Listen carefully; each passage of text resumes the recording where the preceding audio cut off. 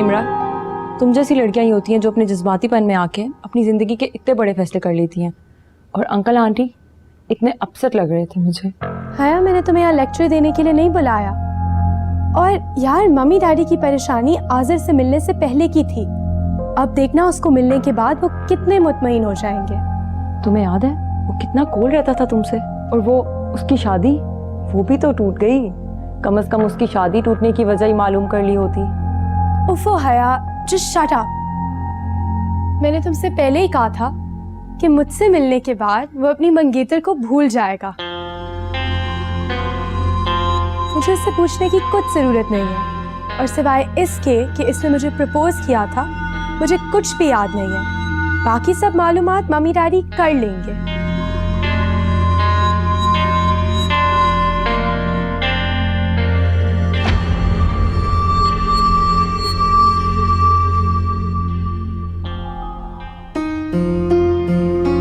हुस्ना। जी दादी। तौफीक मुझे बुलाने नहीं आया, हालांकि वो लोग तो कब के आ चुके हैं। दादी बातें कर रहे होंगे, आ जाएंगे अभी। शायद वो मुझे उनसे मिलवाना भूल गया। तुम ऐसे करो हुस्ना, मुझे खुद ड्राइंग रूम में ले जाओ। नहीं दादी, ऐसा करना मुनासिब नहीं होगा।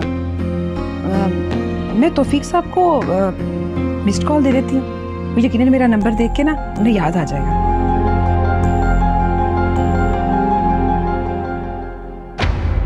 हाँ शिजा, बताओ, कर गया ना मेरा आइडिया काम? रुकी ना ताई जी? हाँ मिशेल, अब मेरी तबीयत बेहतर है। हाँ, और अम्मी भी मेरे पास ही हैं, इधर ही हैं। ओह, ताई जी साथ बैठी है।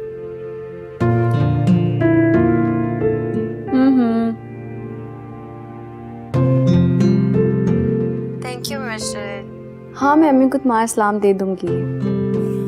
सही है।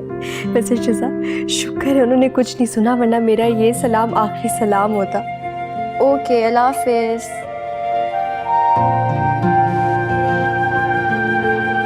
इस लड़की की मोहब्बत न जाने हमें आगे क्या क्या दिखलाएगी।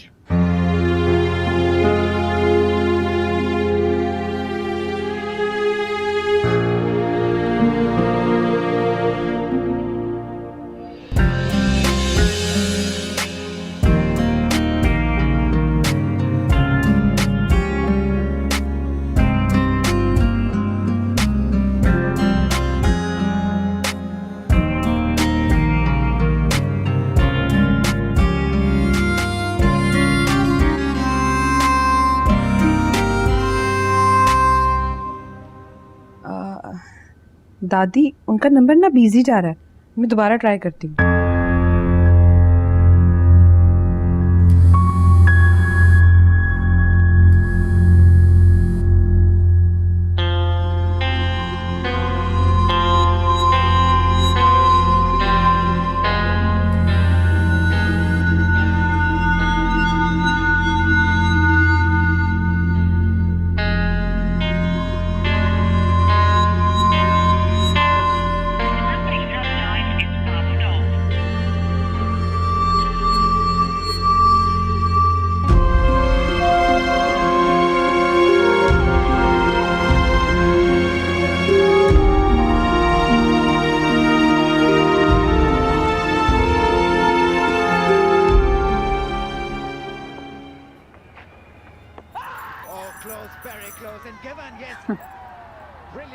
हाँ भाई, तुम्हारी बात हो गई शिजा से? राबिया को रोकने में कामयाब हो गई ना? जी आंटी, लेकिन शिजा से तफसील से बात नहीं हो सकी। ताई जी भी वही थी। खैर, तफसील तो फिरोज अंकल से तुम्हें पता चली गई होगी। काश मैं भी बाबा की वो एक्टिंग देख सकती। वैसे मिशेल, मेरे ख्याल से हमें शिजा की खैरियत पूछने के बहाने वहाँ जाना चाहिए। शायद मेरे वहाँ जाने से माहौल कुछ बेहतर हो जाए। अच्छा आइडिया है। इनफैक्ट आंटी, आपको भी हमारे साथ चलना चाहिए। मामा का मूड शायद आपके जाने से ही ठीक हो जाए। Good idea. हाँ हाँ, क्यों नहीं, मैं भी आपके साथ जाऊंगी। लेकिन देखो बेटा, ये मामला अभी खत्म नहीं हुआ, बल्कि ये सिलसिला अभी शुरू हुआ है। कभी ना कभी तो बच्चे तुम्हें इस हकीकत का सामना करना ही पड़ेगा ना। तुम ज़हनी तौर पर जितनी जल्दी तैयार हो जाओ अच्छा होगा।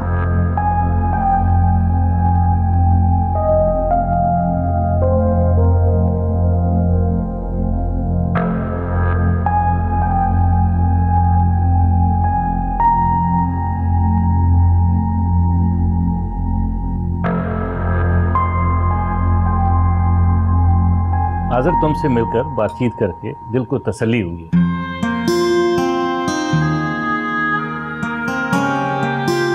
भाई साहब, मेरा बेटा बहुत सच्चा और खरा है। मेरी बहन और बहनोई के इंतकाल के बाद तन्हा रहने के बावजूद इसने अपने किरदार पे हर्फ नहीं आने दिया, और जिसकी गवाही में खानदान का हर फर्क देते हैं। जी, इस बात का अंदाजा तो हमें आज़र से बातें करके ही हो गया। हमें आप सब लोग बहुत पसंद आए।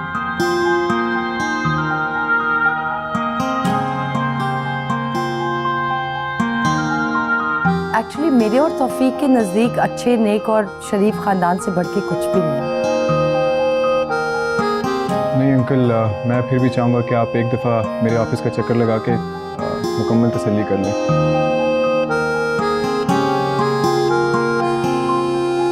जी हाँ, ऐसा क्यों नहीं करते? अगले इतवार रात का खाना आप लोग मेरी तरफ खाइए, प्लीज इनकार नहीं चलेगा। अरे नहीं नहीं, इंशाल्लाह हम जरूर आएंगे। आप लोग तो कुछ खा ही नहीं रहे, लेना।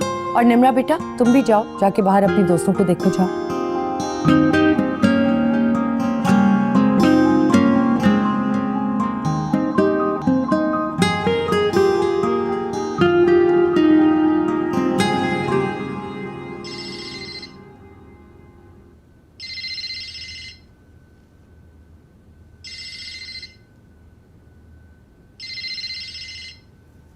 हेलो नजमा, मेरे भाई की दुल्हन। शाहिदा बाजी, सब खैरियत तो है? आप इतना रो क्यों रही हैं? मेरा कलेजा फटा जा रहा है, एक पल को चैन नहीं आ रहा। पर आखिर हुआ क्या है, मुझे बताइए तो। कल ख्वाब में मेरा भाई आया था नजमा, और बहुत खफा हो रहा था, और उसकी आंखों में आंसू भी थे। कहने लगा कि मेरे बीवी और बेटे को छोड़ते हुए दिल नहीं कांपा। ओहो शाहिदा बाजी, आपने तो मुझे डरा ही दिया था। लेकिन आपके भाई ने अपनी जिंदगी में इतने जज्बाती जुमले इस्तेमाल नहीं किए, तो आपके ख्वाब में आकर उन्होंने ये बातें कैसे कर दी? नजमा, जब तक मैं तुम्हें गले न लगा लूं, मेरा भाई की रूह को चैन नहीं आएगा। खुदा के लिए मेरी तरफ से अपने दिल को साफ कर लो। मैं कल आ रही हूँ तुम्हारे घर तुम्हें मनाने।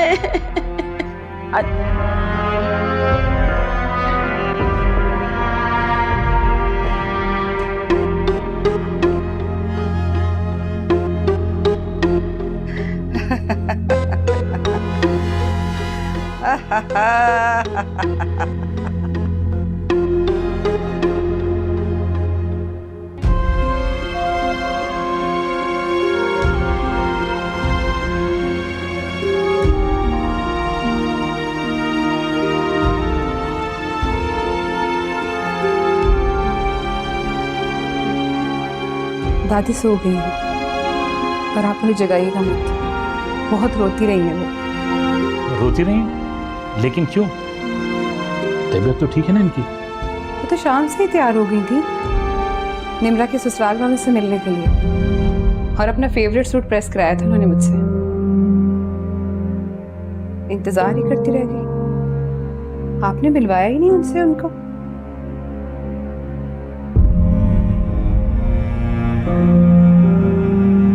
ये मैंने क्या किया? राहिला के कहने में आकर अम्मा को उन लोगों से नहीं मिलवाया, सिर्फ इसलिए कि निम्रा ये नहीं चाहती थी। उफ खुदाया, अपनी बेटी की खुशी की खातिर मैंने अपनी माँ को रुला दिया, इन्हें तकलीफ पहुंचाई। अम्मा मुझे माफ कर दो।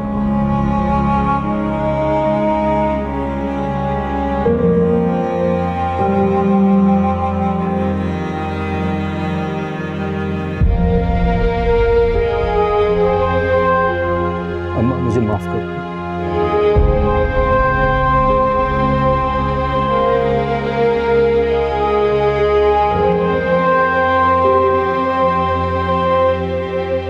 काश मैंने दादी को नींद की गोली ना दी होती, तो कम से कम वो अपने बेटे के शर्मिंदगी के आंसू तो देख लेते।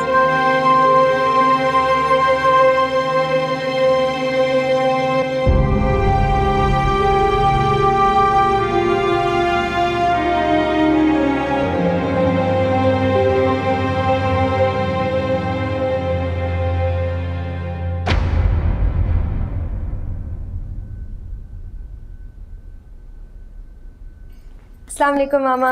अस्सलाम वालेकुम। अरे तुम लोग अचानक, खैरियत है? हाँ, अरसल ने आज ऑफिस से छुट्टी ले ली थी, इसलिए हम आ गए।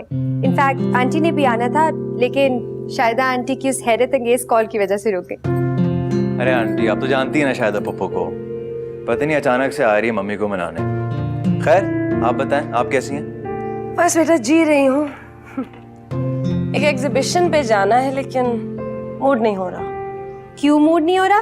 चलिए उठे, चेंज करें, आप एग्जीबिशन पे बिल्कुल जा रही हैं। मामा, छोटी छोटी खुशियों को जिंदगी में आने दिया करें। दिल में छुपे गम के लिए ऑक्सीजन का काम करती है। तुम लोग अभी आए हो, राबिया भाभी घर पे नहीं और शिजा के लिए। शिजा की आप टेंशन ना लें, हम उसी को लेने आए हैं। बहुत अच्छी लेडी डॉक्टर है, पापा ने कहा है कि उसका चेकअप करवा दो। ताई जी से इजाजत मैं फोन पे ले लूंगी।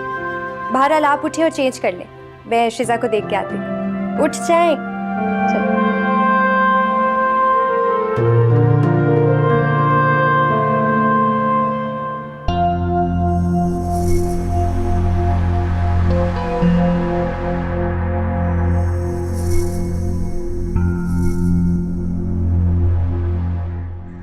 देखिए शिजा, ये सब आपके लिए बहुत ज़रूरी था, बल्कि घर के सभी मेंबर्स को इस टेंशन वाले माहौल से बाहर आना चाहिए।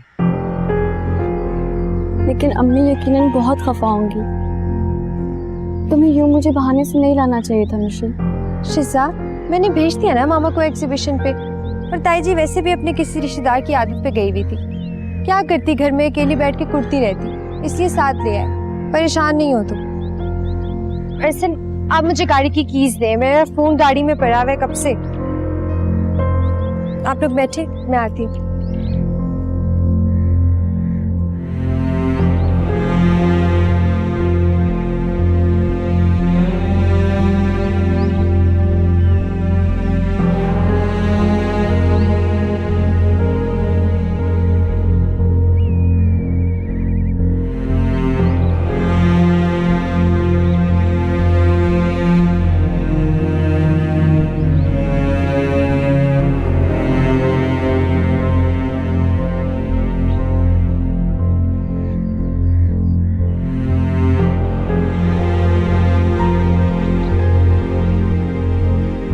अस्सलाम साहब जी मजदूर आदमी हो, आज काम नहीं मिला, कुछ मदद कर दें। अल्लाह आपकी जोड़ी सलामत रखे साहब जी।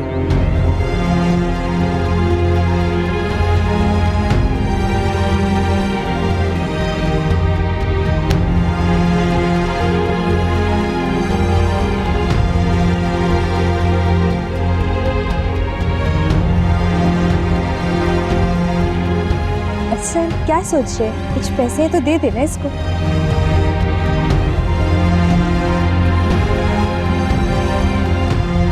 आप रुको। मेहरबानी साहब जी, अल्लाह आपकी जोड़ी सलामत रखे।